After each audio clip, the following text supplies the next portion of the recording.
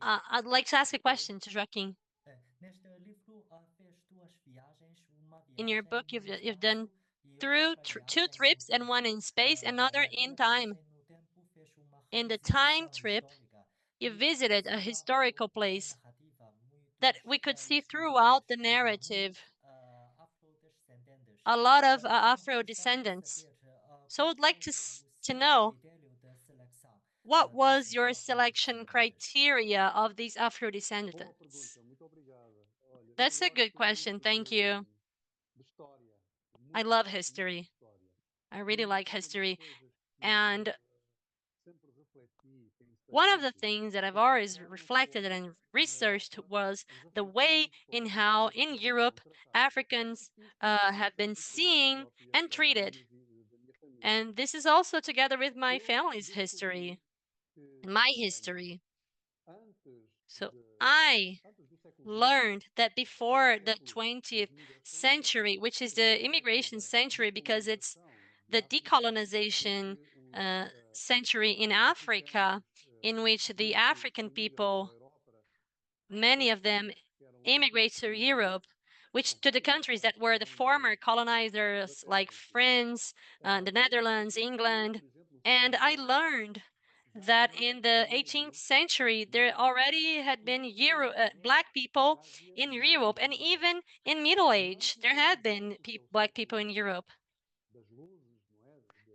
Uh, the Also the Illuminism and the encyclopedia times and universities, I learned there have been African people that they ended up being professors in universities. So this idea that the black person, the African black, is inferior to the white people is actually recent. It's something that starts happening in the 19th century. So the scientific racism would try to justify colonization, the white man domination on the black man. So this scientific racism ended up vanishing our African history, as if Africa didn't have a history. So this historical moment, the discovery of these figures, such as the university professor in Germany that I mentioned in my book, a great general, Napoleon, who is the father of Alexander Gilmore, who was black. He was a great general. Also, other general of the Peter the Great was also black.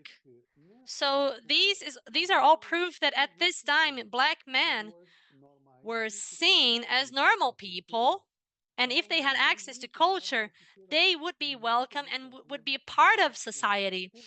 This is not what happened in the 19th century with the African colonization and slavery in the United States. So that we went through a process of dehumanization of the black man, and the black man lost all their humanity from the eyes of the white people. And that's something that I wanted to do, was to bring these examples to my book, because there are many other people, but because I couldn't write a book only about them, I chose some examples that I thought that were interesting, especially Alexandro Dilmar's father and Pushkin's great-grandfather, Alexander Pushkin's, the great Russian poet,